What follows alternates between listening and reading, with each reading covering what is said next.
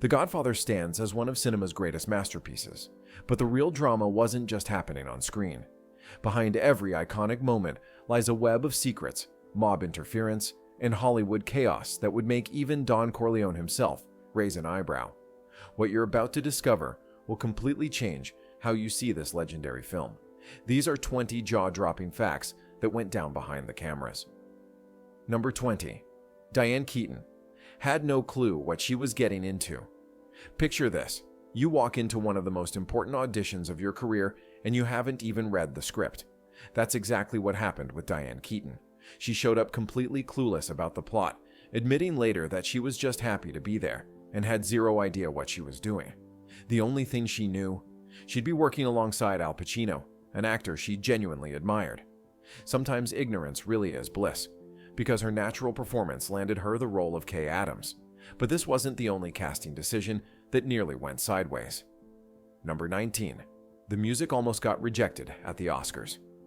Nino Rota's haunting love theme became the soul of The Godfather, but it almost cost him everything. The Italian maestro was nominated for Best Original Score until the Academy discovered something devastating. That beautiful melody had already been used in his 1958 film Fortunella. Rota didn't steal it outright, he recycled his own work, slowing it down and reshaping it into something tragic and melancholic. But the Academy didn't care about artistic evolution. They stripped him of his nomination and handed it to John Addison for Sleuth instead. The irony: this recycled music became more iconic than most original scores ever dream of being. Speaking of things that almost didn't happen. Number 18. Real mob enforcers were actually in the cast. Here's where reality and fiction blurred completely. Lenny Montana wasn't just playing Luca Brasi, he was living it. This guy was a legitimate enforcer for the Colombo crime family before stepping in front of the cameras. When he started stuttering nervously during his lines, Coppola didn't see a bad performance. He saw raw, authentic fear. Montana walked around with a genuine aura of danger, because that's exactly what he was in real life. The vulnerability he showed while struggling with his dialogue, that wasn't acting.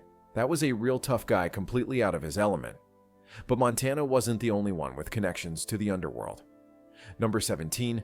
The budget was ridiculously tiny for such an epic sensation, $6 million. That's all Paramount gave Coppola to create what would become cinema history. For context, that's barely enough to pay a single A-list actor today. Every penny was monitored, every expense questioned. Coppola became a master of creative recycling, reusing props, borrowing furniture from other productions, and employing wardrobe tricks to make crowds look bigger. Extras wore secondhand costumes from canceled projects. The same food served on camera was passed down to the crew afterward. Yet somehow, this shoestring budget produced a film that looked like it cost 10 times more. But tight budgets weren't the only pressure Coppola was facing. Number 16. Brando refused his Oscar in the most shocking way possible. March 27, 1973. Marlon Brando wins Best Actor for The Godfather. The crowd waits for him to accept his award. Instead, a 26-year-old Apache activist named Sacheen Littlefeather walks onto that stage.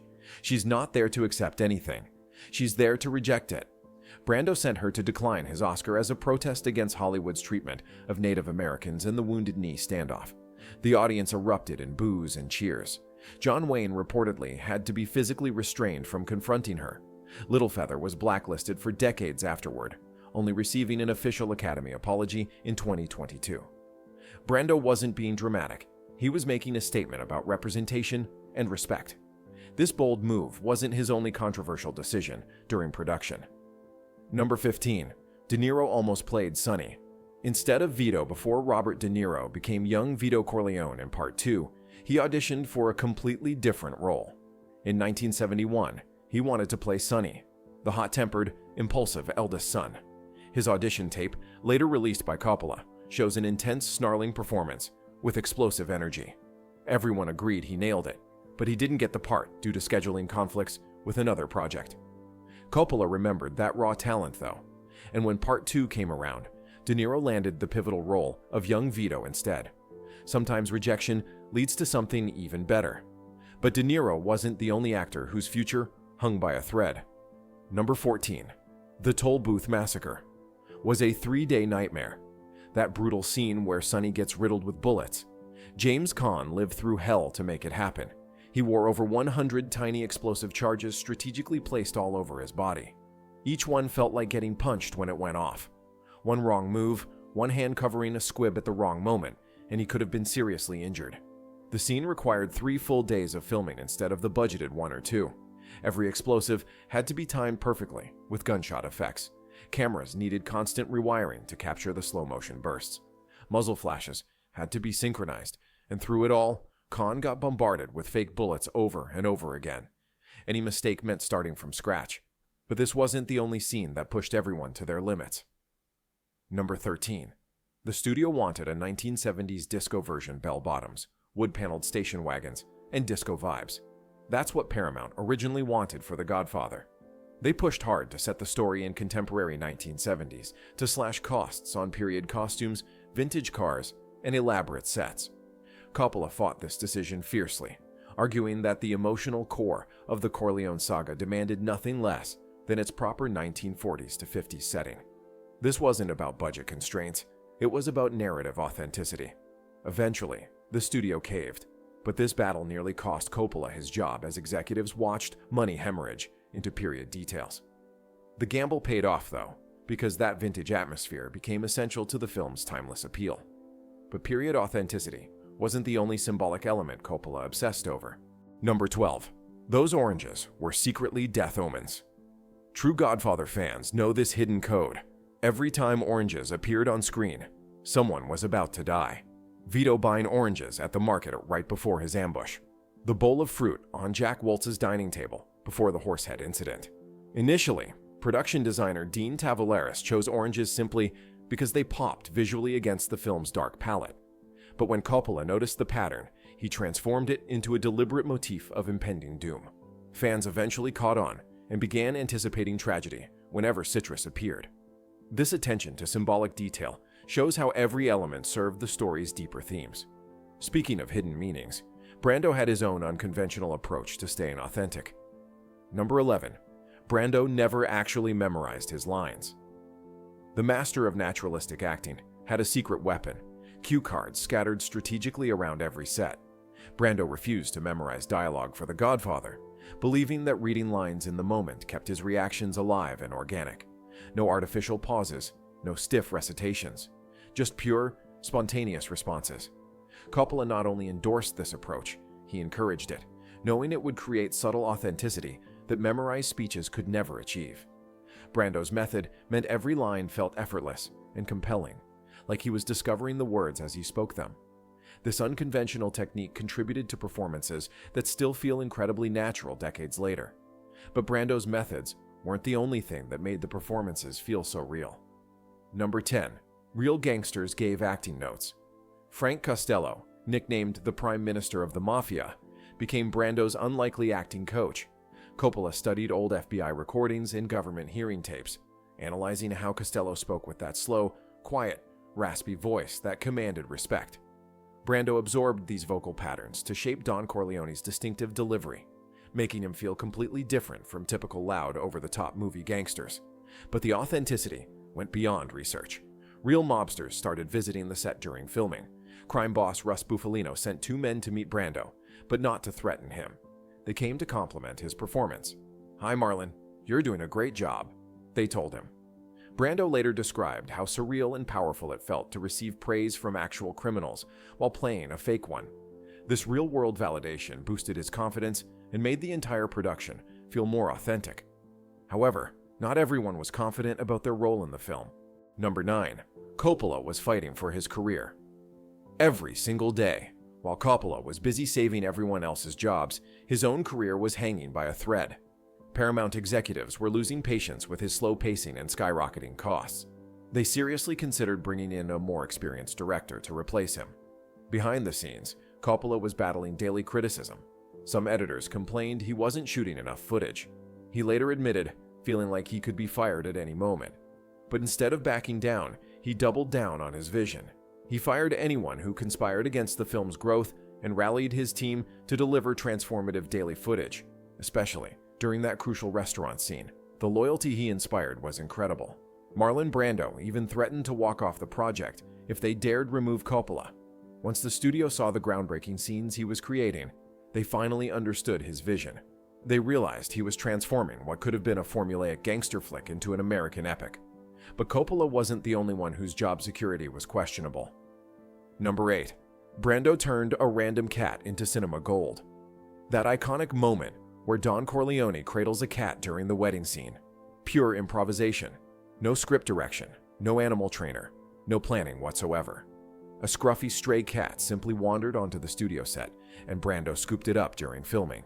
He continued delivering his lines while gently stroking the animal, creating an unscripted moment of genius. The purring was so loud, they had to dub parts of his dialogue later. Crew members watched in amazement as this spontaneous interaction added unexpected emotional depth to the scene. Coppola immediately recognized the power of watching a ruthless mafia boss showing tenderness to a gentle creature.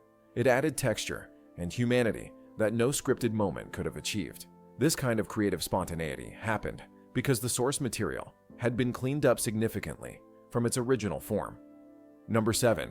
The original book was absolutely wild. Mario Puzo's novel was packed with explicit content that would make your grandmother blush. The original manuscript contained scandalous subplots involving Johnny Fontaine's affairs, graphic discussions about anatomy, and adult content that was way too spicy for mainstream 1972 audiences. There was even a bizarre section where Johnny promised to build a new snatch and test it out. These elements were designed for adult readers, not cinematic audiences. Coppola and Puzo knew they needed to elevate the narrative from a pulpy gangster tale into an operatic family saga. They replaced all the salacious material with scenes of emotional depth and moral complexity, transforming trashy elements into timeless storytelling. This editorial discipline helped create a film that could be appreciated by multiple generations. But even with the cleaned-up script, some casting decisions remained problematic. Number 6. Pacino's career almost ended. After 1 week, Al Pacino's portrayal of Michael Corleone almost never happened. After just 7 days of production, Paramount executives were ready to fire him. The early footage showed someone so understated and quiet that the studio brass panicked. They saw weakness where Coppola saw subtle intensity. Executives were convinced Pacino lacked the charisma needed for such a pivotal role. Names like Ryan O'Neal, Robert Redford, and Warren Beatty were being thrown around as replacements. During a tense meeting, Coppola laid it out bluntly. Pacino wasn't cutting it. But when they watched the early footage together, Pacino defended his choices, explaining that he didn't want to stand out initially. This made Coppola realize there might be hidden potential. So he made a dramatic gamble, reordering the shooting schedule to fast-track the pivotal restaurant assassination scene. That electrifying moment where Michael takes out Sollozzo and McCluskey finally showcased Pacino's true talent. The intensity was so shocking that it saved both his career and Coppola's vision. Pacino later admitted, "Because of that scene, they kept me in the film." But this wasn't the only time Coppola had to fight for his casting choices. Number 5. Brando's bulldog transformation was pure genius. Marlon Brando wanted Don Corleone to look like a bulldog, so he stuffed cotton wool into his cheeks during his secret audition at home. For the actual filming, makeup artist Dick Smith created a special mouthpiece that gave Brando those distinctive jowls and that commanding presence. This appliance was so crucial to the character that it's now displayed in the Academy Museum of Motion Pictures in Los Angeles as part of a special Godfather exhibition. The transformation was so complete that when Coppola secretly showed the audition footage to Paramount executives, they didn't even recognize Brando. They were amazed by this powerful presence on screen, completely unaware they were watching the same actor they'd refused to hire. This physical transformation, combined with slicked back hair reminiscent of real mob bosses, created a look that became instantly iconic. The fact that such a simple prosthetic could help create one of cinema's most memorable characters shows the power of thoughtful character design. However, this wasn't the only creative decision that required serious dedication. Number 4. The mob literally controlled the script. Joseph Joe Colombo wasn't just unhappy about Italian-American representation in The Godfather. He had the power to shut down the entire production. As head of the Italian-American Civil Rights League and a genuine mafia boss, Colombo threatened to organize union protests and completely block filming unless his demands were met. He insisted that words like mafia and Cosa Nostra be completely removed from the script because he believed they made Italian-Americans look bad. Producer Albert Ruddy had no choice but to negotiate. They agreed to Colombo's terms, even allowing his group to review the script before filming. Paramount also promised to donate premiere profits to an Italian-American hospital. During one of Colombo's rallies, over 50,000 people showed up, proving just how much influence he wielded. The deal worked until Colombo was shot in public in 1971, which made everyone realize how closely the movie's fictional violence mirrored real-world mafia conflicts. This incident proved that the Godfather wasn't just inspired by organized crime, it was actually shaped by it. But real mob involvement went even deeper than script approval. Number 3. That horse head was disgustingly real. Most people assume that horrifying horse head in Jack Woltz's bed was created with movie magic, but Coppola wanted pure shock value. He obtained an actual horse head from a New Jersey slaughterhouse that supplied dog food. It arrived on set in a cooler, and the actors had no idea it was real. When they placed it among the bed linens, John Marley's reaction was completely authentic. He brushed his foot against the cold, damp head and had no clue about the prank. His facial expression was priceless as he recoiled, vomited, and screamed with total genuineness. Coppola noted his intention. If the audience doesn't jump out of their seats on this one, we've failed. The organic terror generated from that moment radiated throughout the entire scene, giving it a realness that no special effects could match. This commitment to authenticity, no matter how disturbing, helped define the film's unforgettable impact. Speaking of authentic reactions, the studio's initial response to the film's leading man was equally shocking. Number 2. The studio absolutely despised Marlon Brando. Paramount executives were firmly opposed to casting Marlon Brando as Vito Corleone, and they had their reasons. He delivered a string of commercial flops from One-Eyed Jacks to Mutiny on the Bounty to Burn. Every project seemed destined for failure. Worse yet, Brando had developed a reputation for being extremely difficult to work with, constantly causing problems on set. Stanley Jaffe, the studio head, insisted that Brando would never be in the picture as long as he remained president.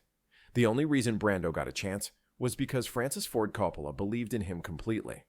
Coppola convinced him to do that makeup test at home, coaching him to stuff tissues in his cheeks and slick back his hair.